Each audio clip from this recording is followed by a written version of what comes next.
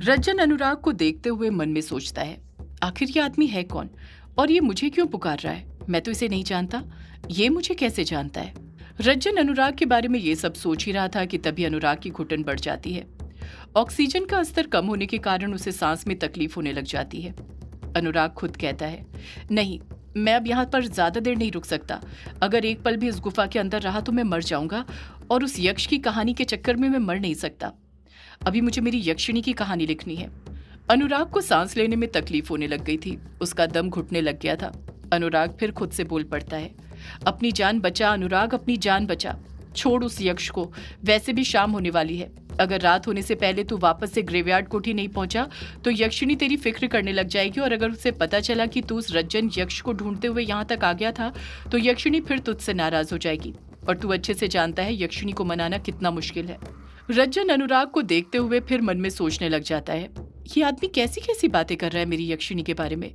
ये मेरी कामेश्वरी को कैसे जानता है, आखिर ये है कौन। रज्जन कुछ और सोचते हुए कहता है, बस बहुत इंतजार कर लिया सही वक्त का।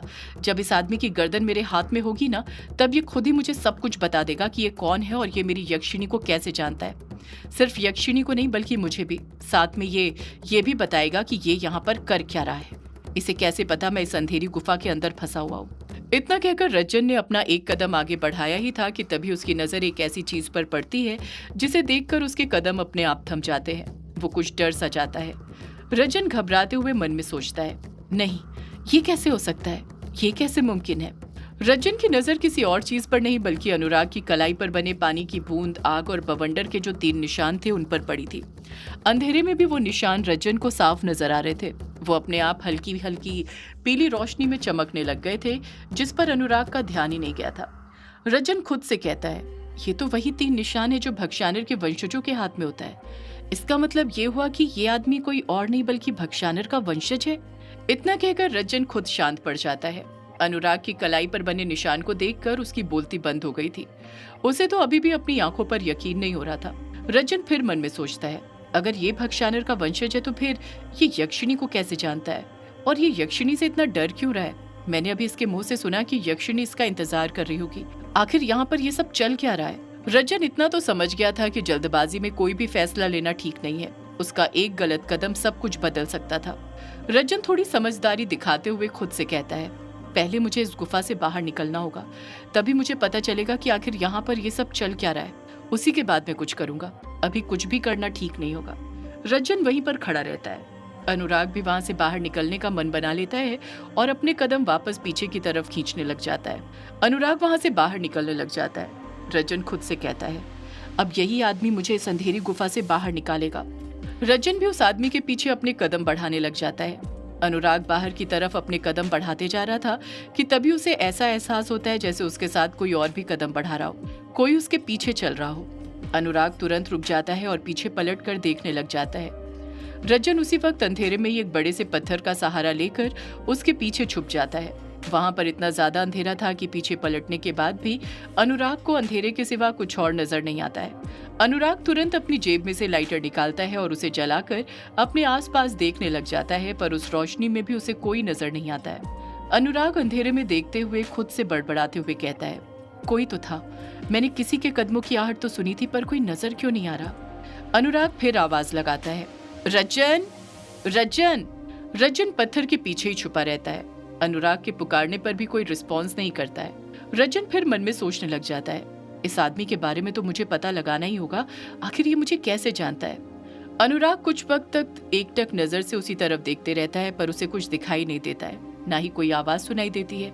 अनुराग बोल पड़ता है, शायद वो आहट मेरा वहम था, यहाँ पर कोई नहीं है, मुझे निकलना चाहिए यहाँ से। इतना कहकर अनुराग फिर बाहर की तरफ अपने कदम बढ़ाने लग जाता है। रज्जन भी आहिस्ते आहिस्ते अपने कदम आगे बढ़ाते हुए अनुराग के पीछे जाने लग जाता है। बाहर की तरफ कदम बढ़ाते वक्त कई बार अनुराग को यह एहसास होता है कि कोई उसके पीछे चल रहा है, पर वो दोबारा पीछे मुड़कर नहीं देखता है, आगे कदम बढ़ाते जाता है। कुछ ही देर में अनुराग गुफा से बाहर निकल जाता है और अनुराग के पीछे पीछे ही रज्जन भी अंधेरी गुफा में से बाहर निकल जाता है। जैसे रज्जन अंधेरी गुफा से बाहर कदम रखता है, वो अपने अतीत की यादों में से भी बाहर आ जाता है। इस वक्त वो कामेश्वरी यक्षिणी के साथ बंगलामुड़ा घाट पर मौजूद था और कामेश्वरी यक्षिणी को वो सब कुछ बता चुका था। रजन अपनी बात खत्म करते हुए कामेश्वरी यक्षिणी से कहता है, जब अनुराग का पीछा करते हुए मैं यहाँ पर आया तो मुझे सारा माजरा समझ में आ गया। मैं जान गया कि वो एक लेखक बनना चाहता है। वो तुम पर कहानी लिख रहा है और उसे कहानी जो बता रहा है वो कोई और नहीं बल्कि कामेश्वरी तुम खुद हो। तुम अनुराग के साथ ग्रेवयार्ड कोठी में ही रह रही हो। तुमने ही अनुराग को मेरे बारे में बताया होगा और उसके मन में कई सारे सवाल थे जो वो मुझसे पूछना चाहता था। उन सवालों के जवाब पाने के लिए ही मुझे ढूंढते हुए वो उस अंधेरी गुफा तक पहुंच गया था। रजन एक गहरी सांस अपने सीने के भीतर खींचते हुए फिर कामेश्वरी यक्षिणी से बोल पड़ता है, मैं चाहता तो पहले अनुराग से भी मिल सकता था कामेश्वरी, पर उससे भी पहले मैं तुमसे मिलना चाहता था। तुमसे मिलकर बात करना चाहता था, जानना चाहता था कि आखिर तुम ये सब क्यों कर रही हो। कामेश्वरी यक्षिणी अब रजन की बातों पर ध्यान ही नहीं दे रही थी। उसके मन में तो कुछ और ही चलने लग गया था। कामेश्वरी यक्षिणी मन में सोचने लग जाती है, इसका मतलब ये हुआ कि लेखक बाबू मुझे बिना बताए उस पहाड़ के पास चले गए थे। ये लेखक बाबू भी ना, इन्हें जरा भी अंदाजा नहीं है कि कहानी लिखने के चक्कर में ये किस आफत को अपने साथ ले आए हैं। लेखक बाबू को तो मैं बाद में देख लूंगी, अभी मुझे इस रजन से निपटना होगा वरना ये सब बर्बाद कर देगा। रजन कामेश्वरी यक्षिणी से पूछता है, तुम ये सब क्यों कर रही हो कामेश्वरी? कामेश्वरी यक्षिणी रजन से नजरें मिलाते हुए भारी आवाज में ही कहती है, तुम ये क्या बोल रहे हो रजन? मैं कुछ समझी नहीं, मैं क्या कर रही हूँ? रजन कुछ गुस्से के साथ पलट कर कहता है, तुम क्या कर रही हो? अब ये भी मैं ही तुम्हें बताऊं कामेश्वरी? तुम्हें दिख नहीं रहा तुम क्या कर रही हो? कामेश्वरी यक्षिणी कुछ कहती उससे पहले ही रजन खुद ही बोल पड़ता है, ठीक है, अगर तुम मेरे ही मुंह से सुनना चाहती हो तो सुनो। तुम उस अनुराग के साथ ग्रेवयार्ड कोठी में क्यों रह रही हो, वो भी एक पत्नी की तरह उसकी सेवा करके? कामेश्वरी यक्षिणी आक्रोश के साथ पलट कर कहती है, क्योंकि मैं लेखक बाबू से प्यार करती हूँ रजन, इसलिए मैं उनके साथ रह रही हूँ। रजन अपनी भवें ऊपर उठाते हुए हैरानी के साथ कहता है, क्या कहा? प्यार? कामेश्वरी यक्षिणी हामी भरते हुए कहती है, हाँ रजन, प्यार। पर तुम प्यार को कैसे जानोगे? तुमने तो कभी किसी से प्यार किया ही नहीं ना। रजन कहता है, ये तुम क्या बोल रही हो कामेश्वरी? मैंने प्यार नहीं किया? मैंने? तुम ये कैसे कह सकती हो कि मैंने प्यार नहीं किया? मैंने तुमसे प्यार किया है कामेश्वरी, बेइंतहा प्यार। ये प्यार ही तो है जो मुझे उस लोक से इस लोक में ले आया है। तुम्हारे प्यार को पाने के लिए ही तो मैं इस लोक में आया हूँ। कामेश्वरी आक्रोश के साथ पलट कर कहती है, तुम यहाँ पर मेरे प्यार को पाने के लिए नहीं आए हो रजन, कुछ और ही पाने के लिए आए हो।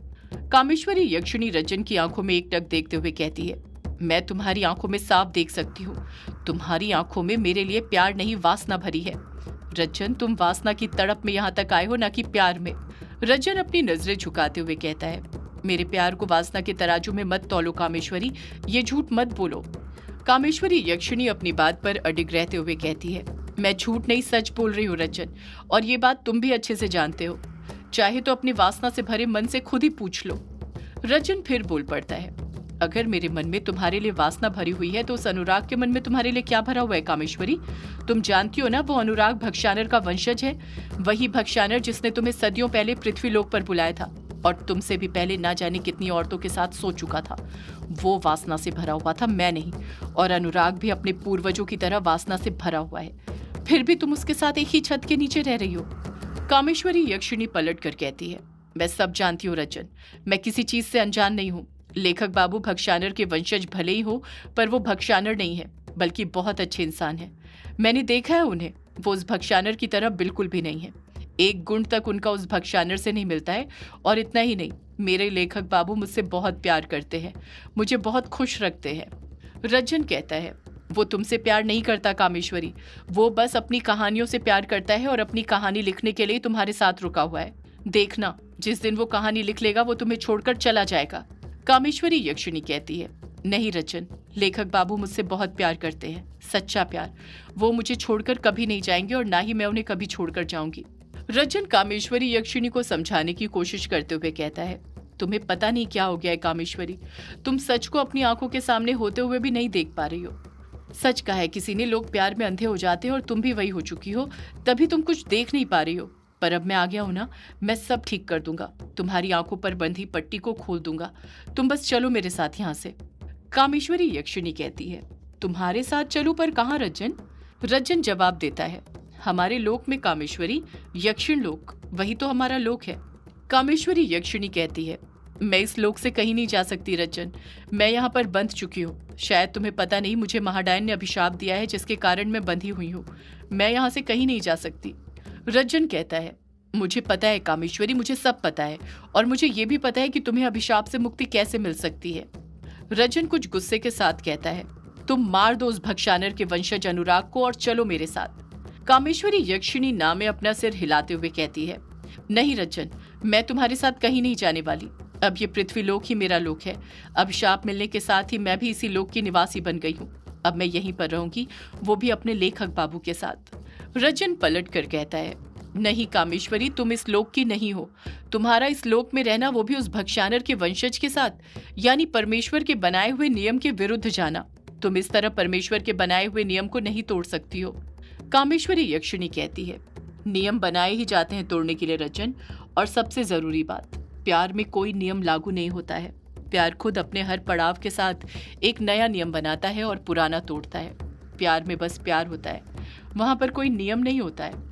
रजन कुछ गुस्से के साथ कहता है, पृथ्वी लोक में भले ही नियम तोड़े जाते हो कामेश्वरी, पर यक्षिण लोक में कोई नियम तोड़े नहीं जाते हैं। ना ही यक्षिण लोक के निवासी कोई नियम तोड़ते हैं, और उसी के अनुसार यक्षिण लोक का सेनापति होने के आधार पर तुम्हारा विवाह मेरे साथ तय हुआ था। तुम मेरी पत्नी हो। कामेश्वरी यक्षिणी पलट कर कहती है, तुम्हारे साथ मेरा विवाह तय जरूर हुआ हो रजन, पर विवाह हुआ नहीं था, और ना ही मैं तुम्हारी पत्नी हूँ। तो मुझे अपनी पत्नी बोलना बंद करो, समझे तुम? और रही नियम की, तो भूलो मत, हम इस वक्त यक्षिण लोक में नहीं बल्कि पृथ्वी लोक में हैं, और इस लोक में प्यार से बड़ा कोई नियम नहीं, कोई प्रथा नहीं। प्यार सभी प्रथा को तोड़ देता है। कामेश्वरी यक्षिणी की बात सुनकर रजन को और भी ज्यादा गुस्सा आ जाता है। रजन आक्रोश के साथ कहता है, मैं तुम्हें अच्छे से समझा रहा हूं तो समझ जाओ कामेश्वरी, तुम मुझे गुस्सा मत दिलाओ। कामेश्वरी यक्षिणी पलट कर कहती है, गुस्सा तो तुम मुझे दिला रहे हो रजन, अपना रौब मुझ पर जताकर। भूलो मत मैं कौन हूँ, मैं अब भी यक्षिण लोक की महारानी हूँ। रजन कहता है, यही बात याद रखकर तो तुमसे बात कर रहा हूँ कामेश्वरी, वरना अभी तक तो। इतना कहकर रजन खुद चुप हो जाता है। कामेश्वरी यक्षिणी भी गुस्से के साथ बोल पड़ती है, वरना अभी तक क्या रजन? रजन कामेश्वरी यक्षिणी को एकटक देखते हुए कहता है, मुझे लगा था तुम प्यार मोहब्बत से समझ जाओगी, पर लगता है तुम ऐसे नहीं मानने वाली। मैं यहाँ पृथ्वी लोक पर तुम्हें लेने के लिए आया था कामेश्वरी, और तुम्हें लिए बिना मैं यहाँ से कहीं नहीं जाने वाला, चाहे उसके लिए मुझे कुछ भी क्यों ना करना पड़े। सदियों से है पुरानी ये है यक्षिणी की कहानी। यक्षिणी एक आग है, यक्षिणी तेरा ख्वाब है।